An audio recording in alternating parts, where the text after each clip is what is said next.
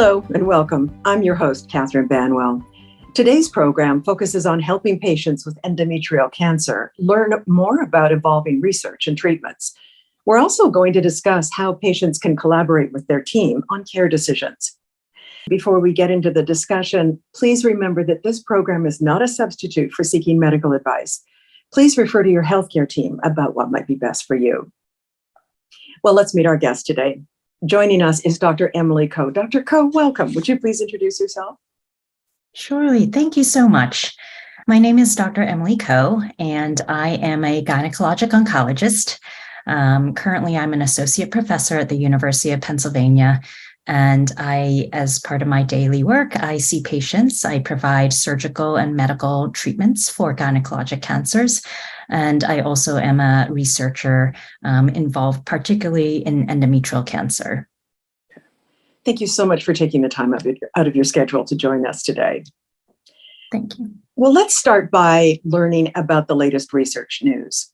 Just this June, endometrial cancer researchers from around the world met to discuss their findings at the annual American Society of Clinical Oncology meeting, or ASCO, in Chicago. Can you walk us through the highlights that patients should know about? Sure. So the ASCO meeting is a very big meeting that happens once a year in June. And really, it is a national, actually international meeting where the biggest breakthroughs in cancer therapy are really presented and discussed. So within the field of gynecologic cancer, and specifically endometrial cancer, we really saw a couple breakthrough clinical trial results, if you will. The two specific trials that have hit the spotlight, and it was presented at ASCO. They were also previously presented at the Society of Gynecologic Oncology annual meeting in March of 2023. These two trials, one of them is called GY018, and the other one is called Ruby. And these two trials specifically were geared at patients with endometrial cancer of either advanced stage, meaning stage 3 or 4 at diagnosis, or patients who have recurrent endometrial cancer. And these both trials were very large, multi-site, international trials enrolling a huge number of patients. They were randomized controlled trials, meaning that they were specifically testing what we call a standard therapy, Taxol carboplatin, versus a standard therapy plus a newer agent. And that newer agent falls in the realm of an immunotherapy drug. So with this kind of novel approach where we're combining standardly used chemotherapy plus a newer immunotherapy drug, the question was, if you did this combination, would patients have a better outcome? And in fact, the groundbreaking news was that yes, patients did have a better outcome with this new combination of therapy. And this was shown in various form of results. One of the primary outcomes is always something called survival, right? And with the GY018, they looked at progression-free survival as a primary outcome, and it did show that patients on this new combination did better with progression-free survival. And the difference was about median of about 3 months. Now, that may not sound like a whole lot. However, in the realm of, cancer therapy, when you take a very large group of patients, that was a meaningful difference that was statistically significant. Mm-hmm. And furthermore, as we're moving forward with our therapy drugs, we are moving into this era of targeted therapy, precision medicine, where we're really trying to hone in to more the specifics of the biology of each person's cancer and not treating everyone the same. What's interesting with these two trials is when they looked at different subpopulations of patients with advanced or recurrent endometrial cancer, whether they had a type of endometrial cancer that was considered MSI high or microsatellite unstable type of cancer, which basically refers to a certain biology of these endometrial cancers. It has to deal with how the cancer cells behave, how they're, sort of able to not follow the rules and be able to replicate themselves. But patients who are MSI high particularly had a really great response with this chemotherapy. So it was even beyond just a 3-month difference. But that being said, even in patients who were what we call microsatellite stable, okay, who didn't have this unique signature, they still saw a benefit with this novel combination, okay? And to add to that, the nice thing about it is the toxicities were not bad. Even this new combination was very well tolerated. It was not a high rate of severe toxicities or side effects, if you will. And that actually the great majority of patients were able to stay on this therapy and really kind of get through complete the therapy course. So there are some sort of nuanced differences between the two trials I mentioned, GY018 versus the Ruby. And some of those details are with regards to the even specific subtype of endometrial cancer, which we haven't talked about yet. For example, uterine carcinosarcoma versus uterine serous carcinoma, uterine clear cell, uterine endometrioid. These are all specific subtypes of endometrial cancer. So there are some nuances where the Ruby trial was able to include patients with uterine carcinosarcoma, whereas the GY018 did not. But suffice it to say, now we have enough data that virtually all endometrial cancer patients with advanced stage, regardless of what histology, there is essentially a trial that can apply to you, where it demonstrated this added benefit to doing this novel combination. Right. And that was found with MS microsatellite stable patients, as well as microsatellite unstable in both randomized controlled trials that I mentioned. Such exciting news. That's great. Well, beyond ASCO, Dr. Coe, are there other research or treatment advances that patients should know about? Certainly.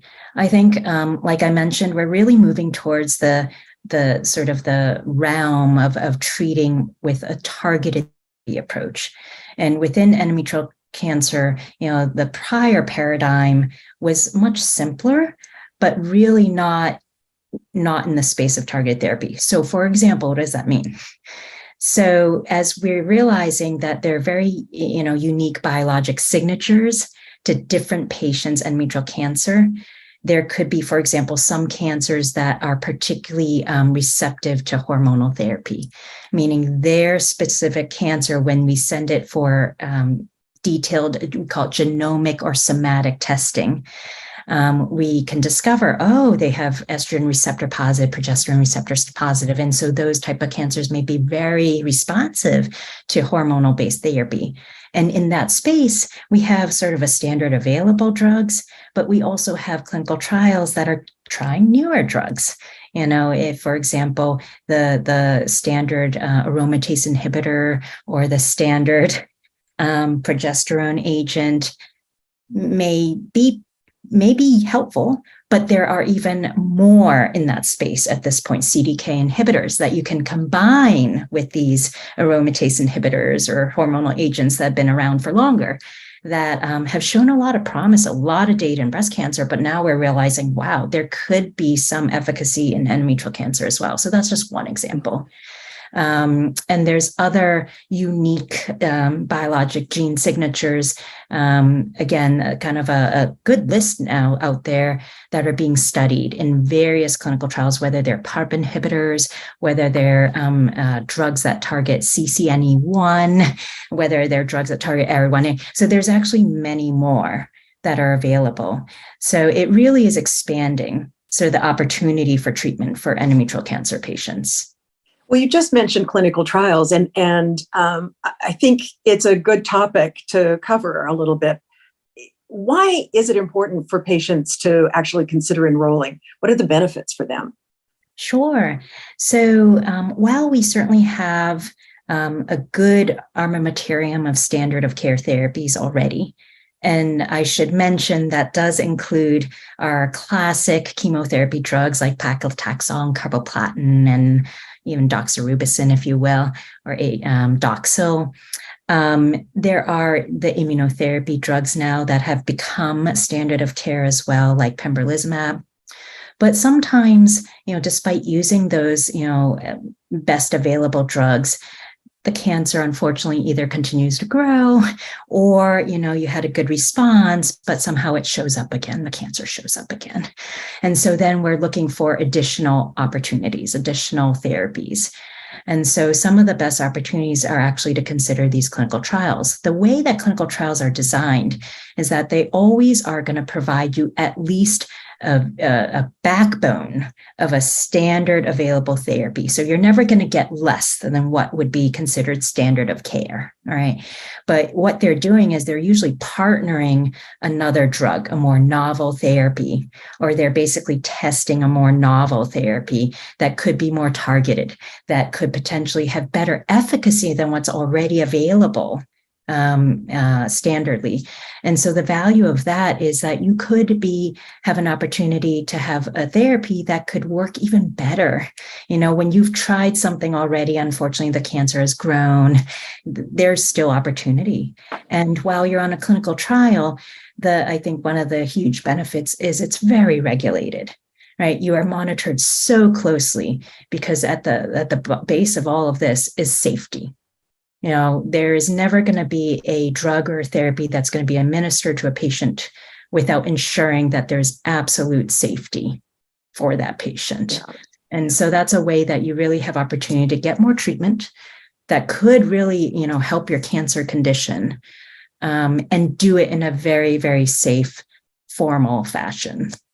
And ultimately help others as exactly. well in the future. Absolutely, because as you're participating in this process, and of course it's a voluntary process to participate on a clinical trial, so we so appreciate all the patients who in the past have participated and are willing to participate in the future, but it allows us also to really gather a lot of information to really inform cancer treatment for all the patients coming down the road. Yeah. And those could be anyone. They could be our neighbors, our friends, our own family members, and that could really be so helpful, Absolutely. to everyone that's going through this type of thing. Yeah.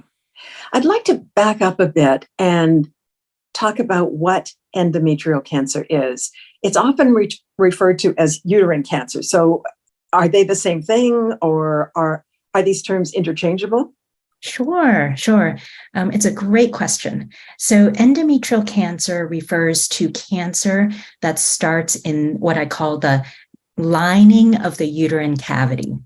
So inside the uterus, there's like a uterine cavity, and there's a tissue that coats that cavity, and that's called the endometrium. So endometrial cancer is basically when cancer cells start growing from that tissue. And of course, since that exists in the uterus, of course, it is considered uterine cancer. And we're just being a little bit more specific when we say endometrial cancer. I see. But of course, endometrial cancer is the most common form of uterine cancer by far. So in some ways, it's synonymous. How is endometrial cancer staged? So the most kind of classic, rigorous way to stage endometrial cancer is through a surgical procedure. So what that usually involves is it does include a hysterectomy, removing the uterus and the cervix. Usually also includes removing the fallopian tubes and the ovaries. And at the same time, the surgeon will do a very thorough assessment of the abdominal pelvic cavity, basically kind of looking around all those areas to see if there's any signs of visible disease, anything they can see that looks like it could be tumor deposits, in the abdominal cavity. If anything is seen, those deposits would be removed and biopsied. So that's part of the staging procedure. And additionally, it's important to try to assess the lymph nodes typically. So there are lymph nodes in the pelvic area and then higher up along the aortic area. And so there's different surgical techniques that we can use to basically test or sample some of those lymph nodes, be able to remove them, send them to the pathologist, look under the microscope to see if there's any microscopic cancer cells that have traveled to those lymph nodes. Mm-hmm. So that is all part of a surgical procedure. And with all the information collected from those tissue samples that are removed from the body and sent to the pathologist, but the pathologist then reviews all of that under a microscope and then can issue a very thorough report describing where the cancer cells are located. Mm-hmm. And by definition, where the cancer cells are located then defines what the stage is of the cancer. Can you give me an example? Of course. So, for example, if the cancer cells are located only in the uterus and they're not found anywhere else, then that is a stage 1. If the cancer cells have traveled to the cervix area, specifically this, we call it cervical stroma, that becomes a stage 2. If the cancer cells have, for example, traveled to the fallopian tubes or the ovaries or the lymph nodes, then that becomes a stage 3. And there are sort of sub-stages within those categories as well. But stage 3 would be the highest or most severe? So there's stage 3, and then there's actually stage 4. So if the cancer cells have traveled outside of the pelvis into the abdominal area, then we consider that a stage 4. And that would be considered advanced endometrial cancer? Right. So by definition, advanced typically refers to stage 3 or 4. I see. Okay. Now that we understand more about the disease itself, I'd like to talk about the treatments that are currently available. You mentioned chemotherapy, but what else is available for people?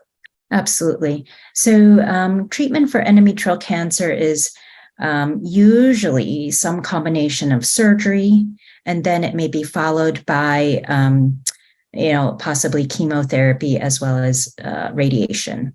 And sometimes it may be a combination of all 3 treatments, or sometimes it's a combination of 1 or 2 of those, depending on the exact stage, depending on the exact cell type, and some of the other factors.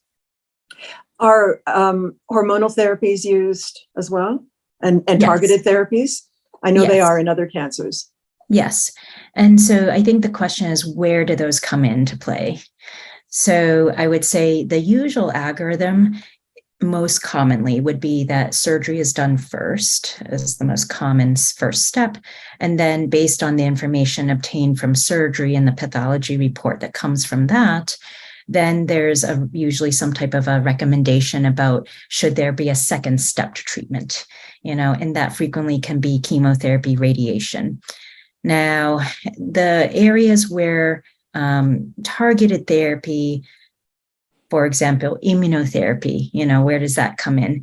So that now has come into that, I would call it the second stage, right? We're combining it with the classic chemotherapy drugs, Taxol and carboplatin. For example, that's one example where it could come into play.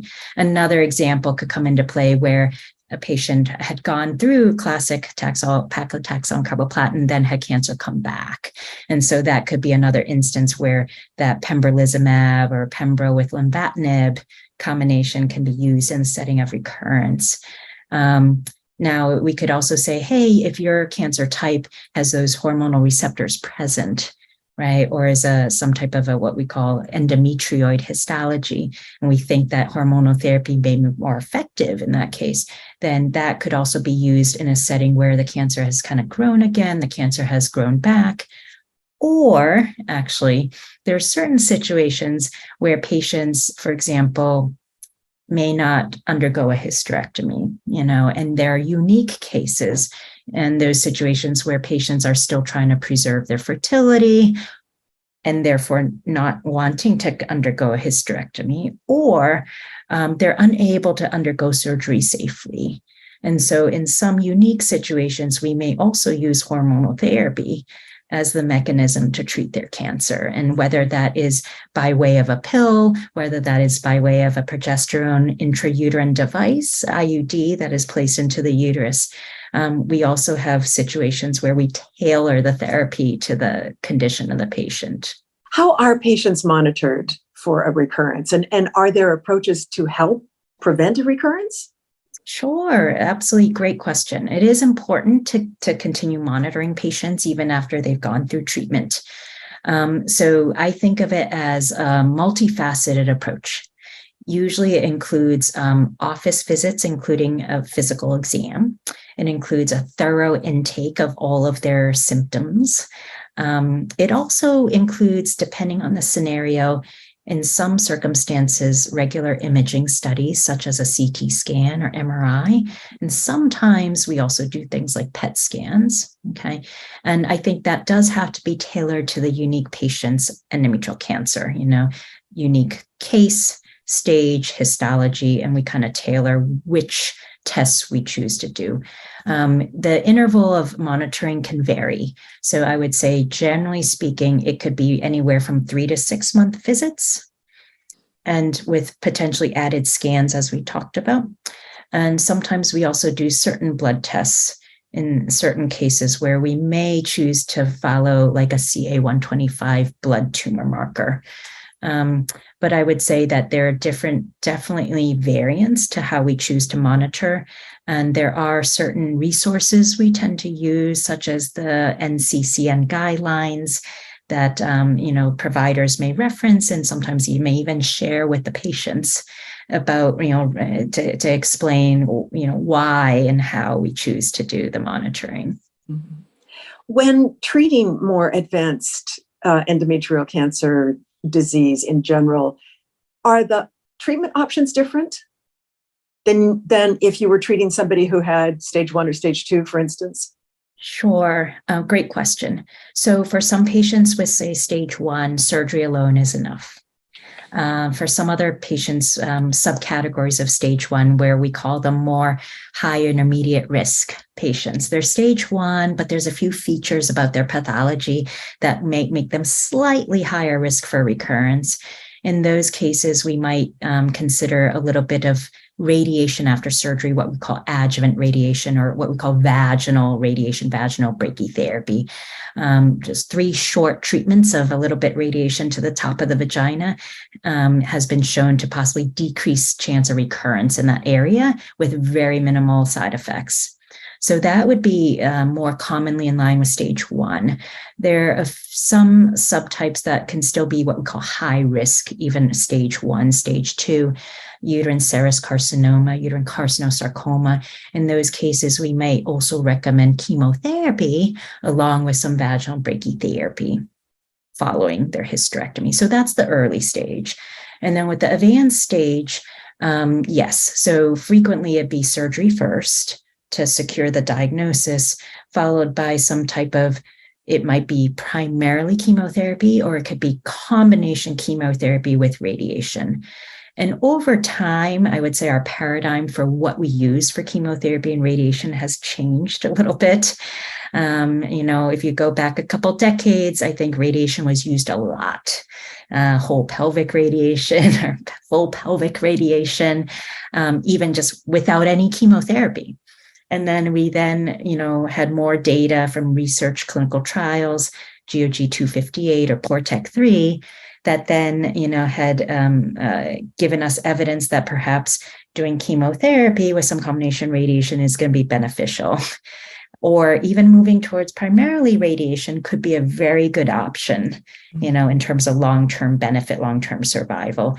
And of course, that brings us to the present day, that is those 2 trials I mentioned from ASCO, the GY018 and the RUBY, now bring in the immunotherapy component to the chemotherapy. So there has definitely been an evolution to managing advanced stage. Yes. Dr. Coe, what goes into determining a treatment approach for an individual patient? Is there key testing that helps guide a patient's prognosis and treatment options? Absolutely. So I think the key pieces of information come from several sources.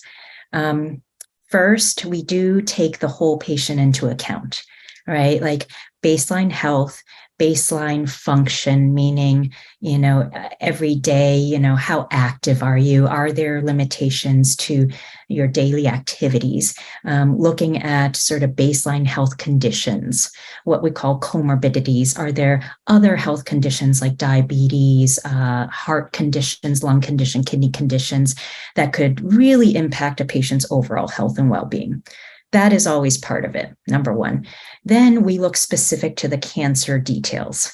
So from all the pathology information, biopsies followed by a surgical staging procedure. What exact stage, what exact substage? And we might even look at other unique features. Was there cells that got into the lymph vessels, the lymph nodes? Are there other just features from a pathology standpoint that are important, like I talked about microsatellite status, right? Microsatellite unstable versus microsatellite stable. Those are all information we can gather from the tumor tissue itself. That then kind of tailors our therapy. And then, like I was saying, now we're going into this molecular era, right? Where we can actually take that tumor tissue and even do more expanded testing on it. So, I think it's worthwhile to talk to your provider and say, hey, would it be worthwhile to send my tumor out for more expanded testing, whether it's done at your institution, at a specialized lab, or whether it's sent out to a company that does expanded testing, because then they might be able to test for 500 different genetic signatures, like a much more broad panel, but that might open the door for opportunities to say, hey, you actually do have a very unique signature. And maybe it is worth tailoring your therapy even further. So I think these are very important questions to have with your provider. And these pieces of information can help guide the prognosis, right? I think we're always asking, what does this mean, long term? And I think when we have all these individual pieces of information, we can then give guidance on that. Well, that leads me into my next question. And I wanted to get your point of view on why is it important for patients to engage in their care and their treatment decisions? Right. I think that it is so important, right? Medical treatments, I think, do work the best for the patient when the patient is truly an active participant. And what I mean by that is, I think we can really understand the patient if there's a conversation, there's a mutual discussion. And I think every patient has unique circumstances, has unique goals, has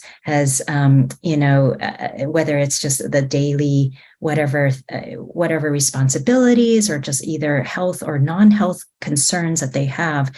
We want to be able to find a treatment that fits the patient. And we realize that one treatment doesn't fit all. And so the more I think that there is this mutual discussion, mutual understanding, then there's a mutual treatment plan that is made. And there's the more ability to modify that plan, if you realize, oh, maybe we can tailor it, maybe we try one thing and maybe we realize we got to change a little bit. And I think that with a cancer condition, it is a journey. It is not just a one-time thing. It really is a journey. And I think the more that the patient can participate throughout that journey, I think the better the outcomes for the patient. And honestly, the better the treatment course will be for everyone participating. Why should a patient consider finding an endometrial cancer specialist? What are the benefits? Yeah, so I think naturally, endometrial cancer specialist is a provider who spends more time, sort of thinking about the disease, reading about it, looking at what's the newest research studies that are coming out, what are the available clinical trials here, locally or regionally or nationally, what are other support services available for the patient in this space. So, and of course, probably the folks that do the most surgeries geared towards endometrial cancer patients. And so I think just working in that space naturally then brings more resources and more opportunity for the patient to kind of really know what's out there, what is the newest, and I think that really benefits the patient. Thank you for sharing all this information. And I'd like to close with your thoughts on the future of endometrial cancer care. Are you hopeful? Yes, I think that, I'm especially hopeful, especially within these last even few years of where our field is going. I want to say, I think there's so much more that needs to be done. I don't think we're ready to close the books on endometrial cancer. I think this is just a wonderful kind of opening of a chapter where we're seeing many more therapies come about. I do think that something that is concerning is that we are seeing more cases of endometrial cancer being diagnosed. Yeah, so it is absolutely true. There is very robust data that is collected by our CDC, our cancer registry in the country, and it is showing that there is actually a rising incidence, so that the number of endometrial cancer cases in this country is actually increasing over time. And it has. Why is that? It's a great question. Nobody knows that the data doesn't include that information. I mean, I think there's definitely some information. There is definitely information out there.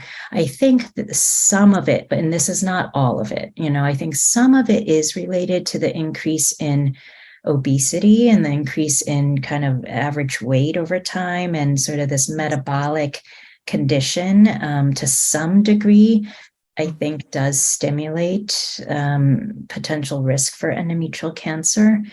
However, that is not the only reason.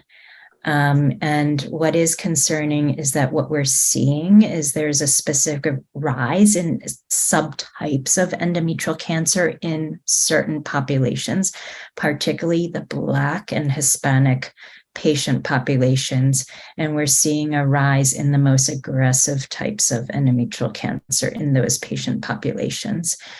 I think there's a lot of research going on right now in that to try to understand why.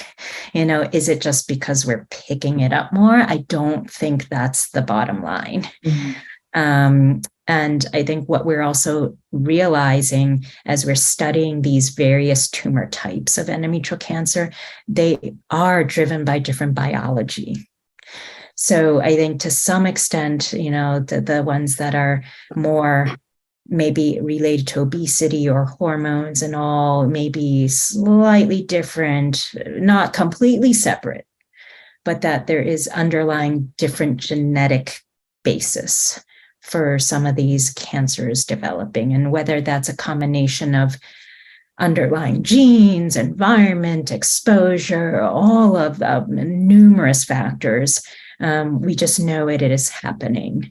And so it really is critical that, in my mind, that the awareness and sort of the focus and attention on endometrial cancers is really there, that we really think about it, we share the information as much as possible, and that we can really kind of then sort of come to better, have more opportunity for treatments, be able to diagnose it sooner, be able to have more opportunities to treat it, and honestly have better survival and outcomes for our patients. Dr. Coe, thank you so much for joining us today. You've given us so much information. Thank you. It was my pleasure. And thank you to all of our collaborators. To learn more about endometrial cancer and to access tools to help you become a proactive patient, visit powerfulpatients.org. I'm Catherine Banwell. Thanks for joining us.